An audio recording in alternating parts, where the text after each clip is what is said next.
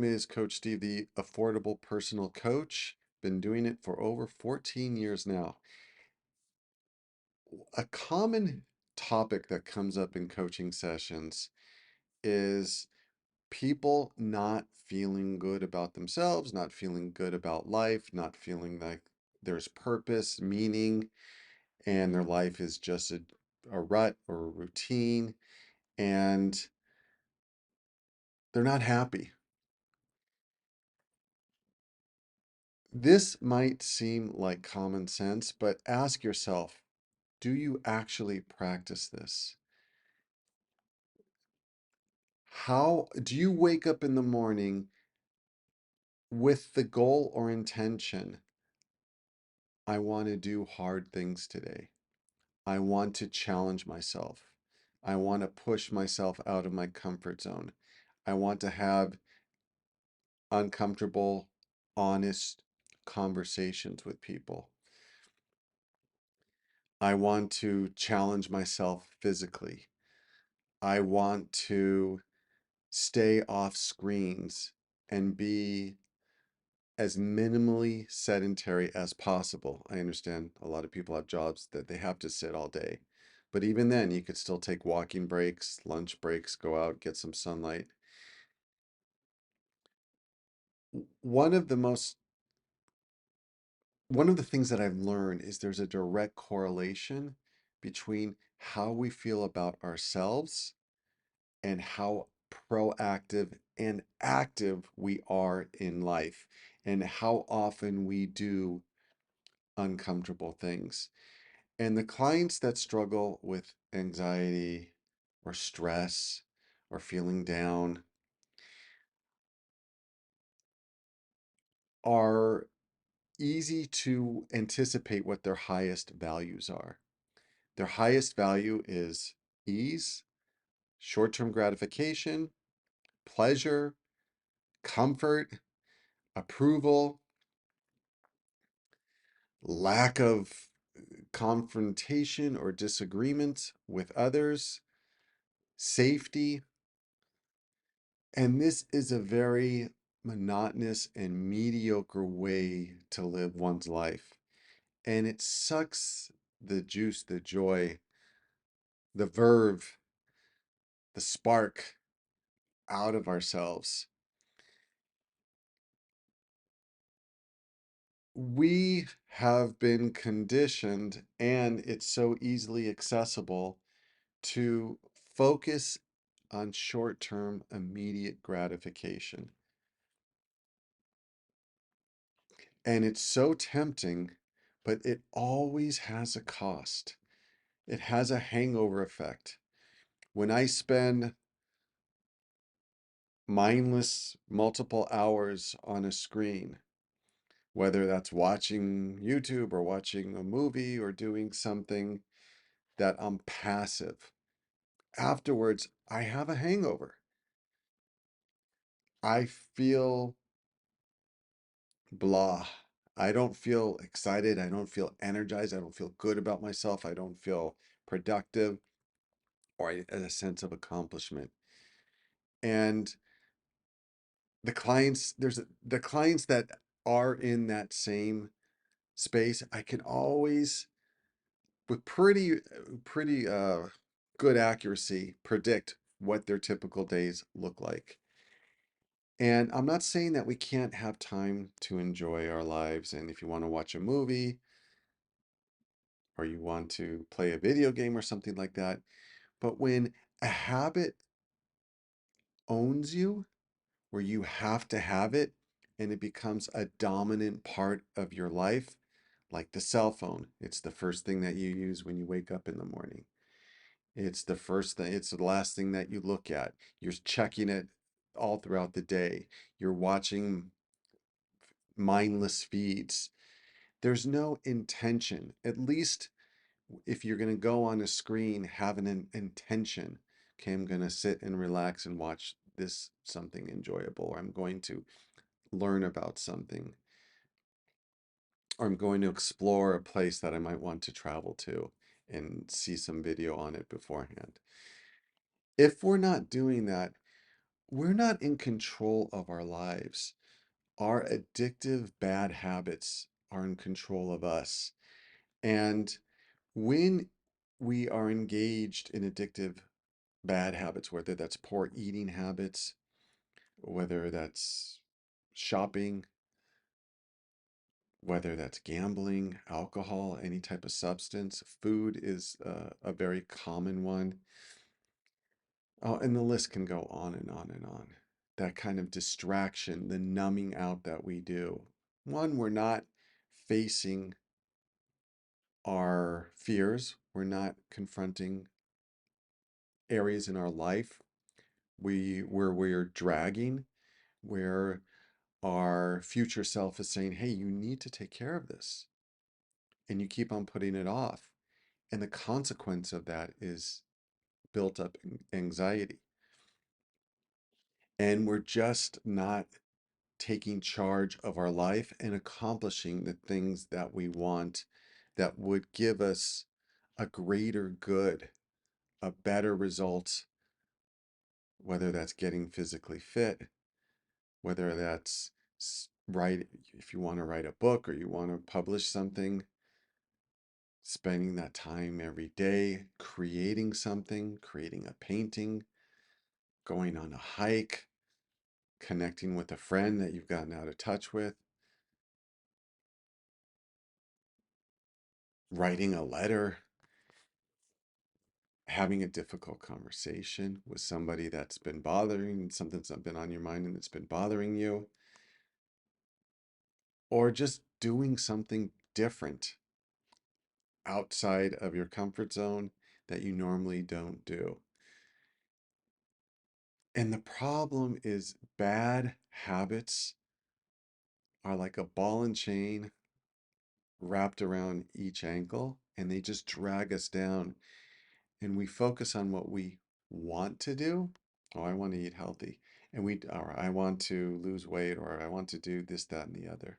And we don't focus on how our bad habits make the things we want to accomplish next to impossible or just extremely difficult. And if something has enslaved you, that should be the highest priority. Hey, I have to break this chain to free myself. And one of the common ones that comes up in coaching is just living a courageous life. When I was younger, it was a pull that just called me. It was just this inner desire to do things that challenged me. And a lot of it was travel related, but a lot of it wasn't. A lot of it was just I'd go to different meetup groups from people that for activities and people that I normally would never encounter in my social circle. Or I would go camping, or I would go to a interesting museum, or go to a Buddhist temple. I just was very curious and I wanted to explore what it is having an adventurer's heart. We don't have that anymore.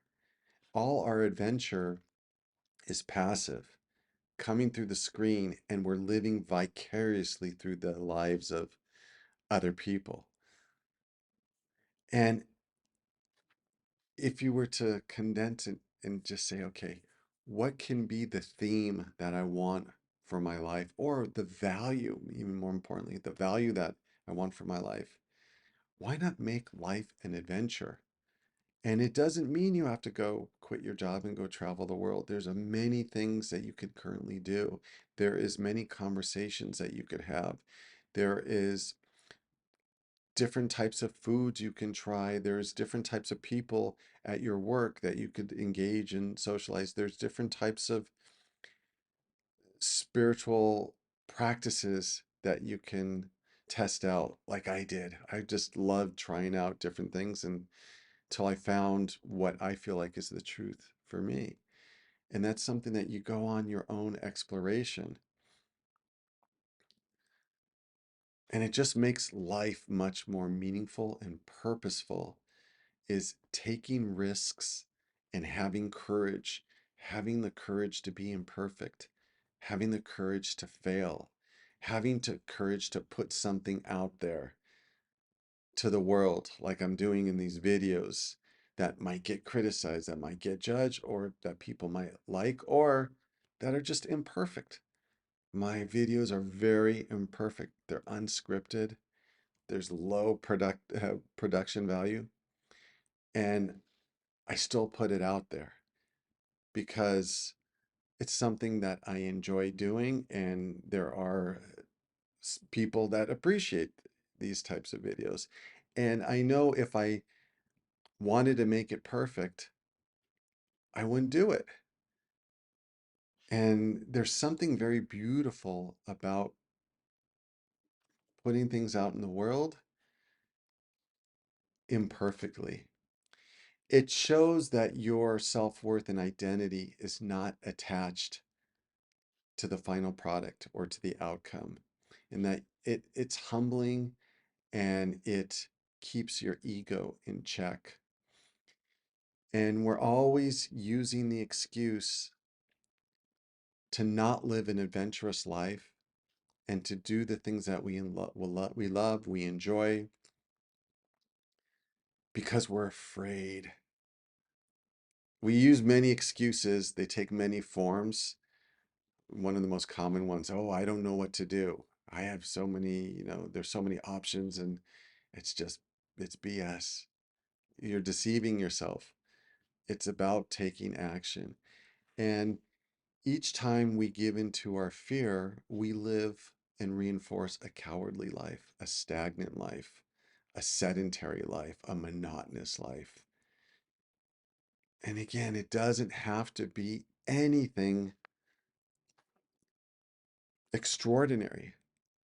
Hey, if you just, look up online, find a hiking trail that you haven't been on, or go to meetup.com and find a meetup group that something new that you normally wouldn't meet those types of people.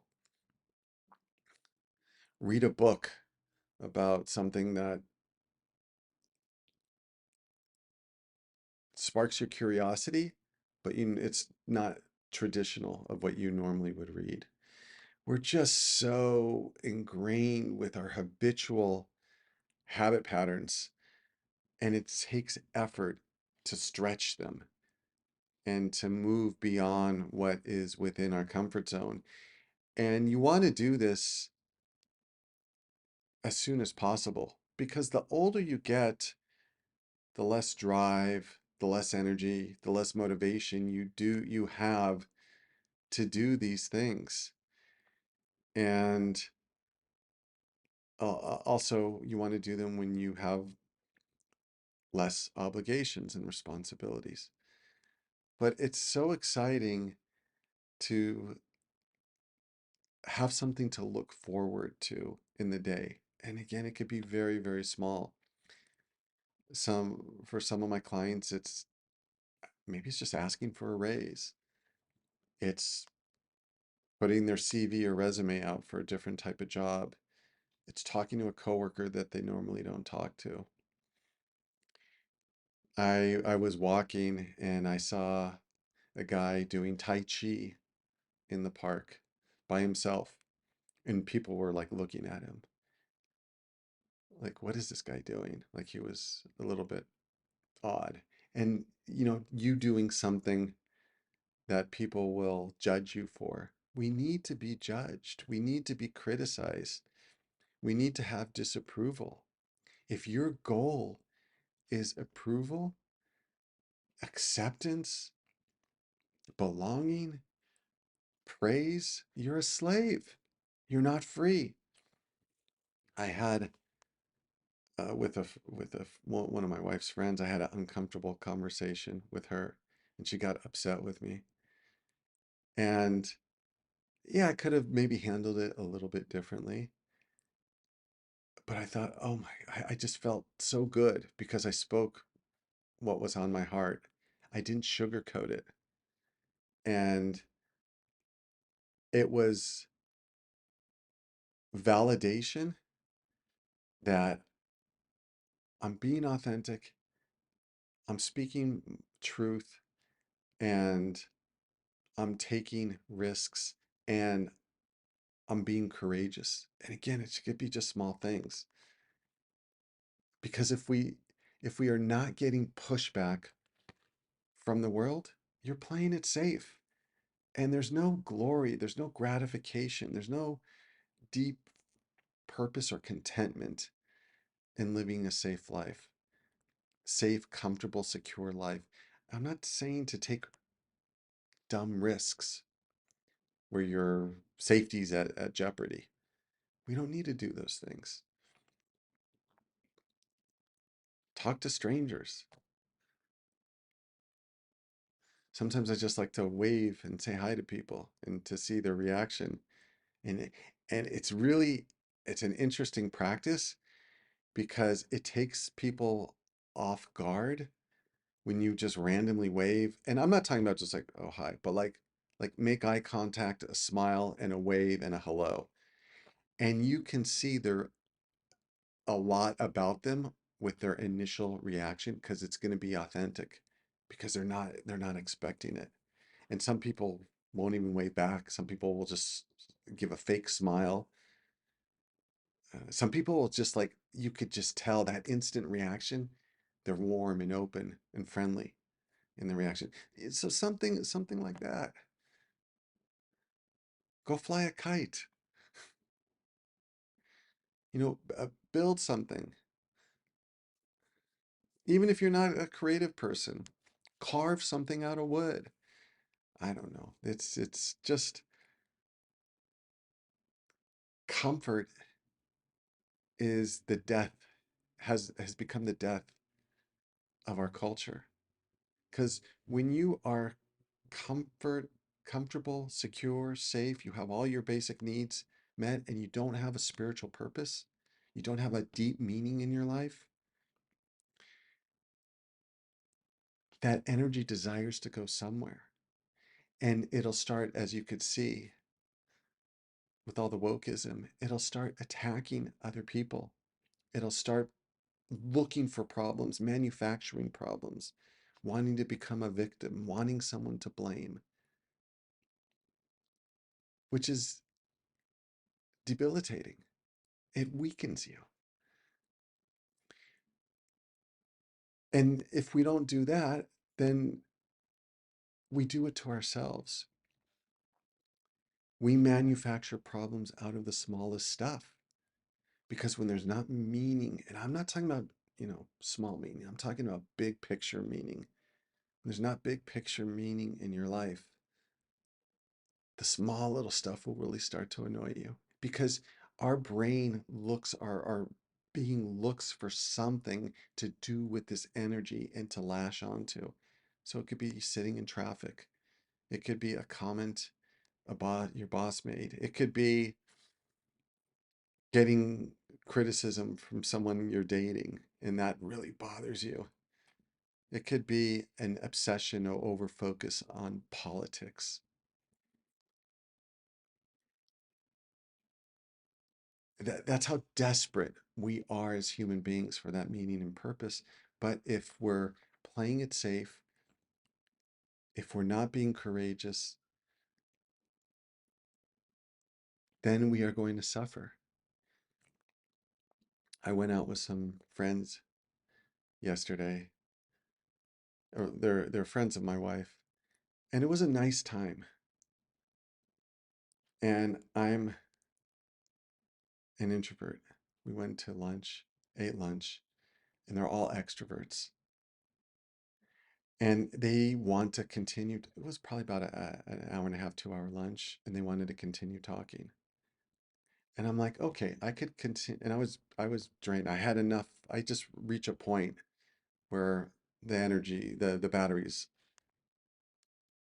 on low or empty, and I need to recharge. And I'm just, I'm good. I socialize, I talked, but extroverts, they love talking and they get energy from talking. So they kept on talking. I said, I could sit here and play the role and go along with continuing the conversation and engaging the conversation in a superficial or a way that I don't want to. It would be kind of like faking it or being a nice guy. Or I could let them know, hey, you know what? I'm good. I'm going to go out for a walk, or I'm going to go sit in the car and recharge my batteries. And so that's what I did. I told them. And I'm sure there was some judgment there. Oh, he's unfriendly. Why isn't he socializing more? He doesn't want to be around us. What's wrong with him? That's okay. And then after that, they wanted all go get some coffee and cake or something like that, cake and things. I'm like, oh my goodness. And I had been driven by one of the people, so I didn't have my own transportation. And so, well, I don't have transportation anyways. Um, so then I was like, what do I do here? And so then I said, you know what? I'm going to sit at a different table and I'm just going to relax, recharge. I read the Bible during that time, and it was very energizing. It was very, I felt real. I felt like I was honoring myself. And another big thing that comes up in coaching is clients that struggle with being nice and people pleasing. They're not honoring themselves. They're doing it out of fear. They're doing it out of selfishness because they want what they think is in their best interest, and that's approval. And approval is it's spiritual suffocation. You become the slave and prisoner of other people. And that voice was going on in my head while I was sitting at another table reading, thinking, are they going to be upset with me? Are they going to judge me? Because I don't know them that well. And I said, it's okay. They can judge me. People can judge you. You can fail. You can do things imperfectly. In fact, there's no other option. You are going to do things imperfectly. But if you know it and embrace it and look at that as positive feedback, hey, when I get pushback, I know I'm on track. I know I'm being real on people with people because people will otherwise put what they want from you onto you, their values, their desires. And if you're a people pleaser, they're used to getting it. And so that's just one small example of something that I did that was a little bit out of my comfort zone. I mean, I've been working on this for a long time, so I'm more accustomed to disapproval, being uh, being really honest with people, brutally honest, not in a rude or mean way, but just honest. And even if you make that as your goal, hey, that's my purpose. I'm going to be real with people. I'm going to be real with my coworkers. I'm going to be real with my boss. Now, it doesn't mean you say unsolicited things that are just, there's no benefit to it, like telling your boss you think he or she's a jerk. But you can have a constructive conversation. Hey, you know what? When you talk to me like this, it takes away my desire and drive and commitment to the job. It makes me feel disconnected from you. Like, yeah, just real conversations. And maybe that can be something that from watching this video, you don't just go, oh, yeah, that's a great video. Those are some good ideas, or those are some bad ideas, but apply them. And it could just be, hey, I'm going to do one small thing outside my comfort zone tomorrow and just keep moving if possible. sitting on your, laying in bed or sitting and watching a screen or sitting on your phone, it's, it's just putting water on any spiritual spark that still resonates within you. And once you start living like this, you wake up and you have a sense of excitement for the day, a sense of anticipation, and a sense of like, oh, what challenges am I going to face? What learning opportunities, not what failures. Yeah, you're going to fail, but how can I learn and grow from it? It's just a different way of seeing the world, and it makes life more spiritual, psychological, emotional, and less material. And when your life is less material, that's the easiest way to practice minimalism and simplicity. You just don't need a lot of things when you're filling yourself from here, and not just those short-term gratifications of buying material things or eating your emotions or numbing out. Yeah, it's real. I think that's what we all seek, is to live life authentically, real, have real conversations, have real experiences, have real adventures, have real challenges, have real accomplishments. If you're interested, my in personal coaching, my email's in the description. Consultation is free, and the coaching sessions are ridiculously affordable afterwards. Thanks for sticking it out if you made it to the end of this video. And if you want to see more videos like this and you enjoyed it, please like, comment, and there's a PayPal link if you'd like to support the channel in the description. And yeah, I read all your comments and look forward to your thoughts on this video and how you can apply some of these principles. Until next time, thanks for watching.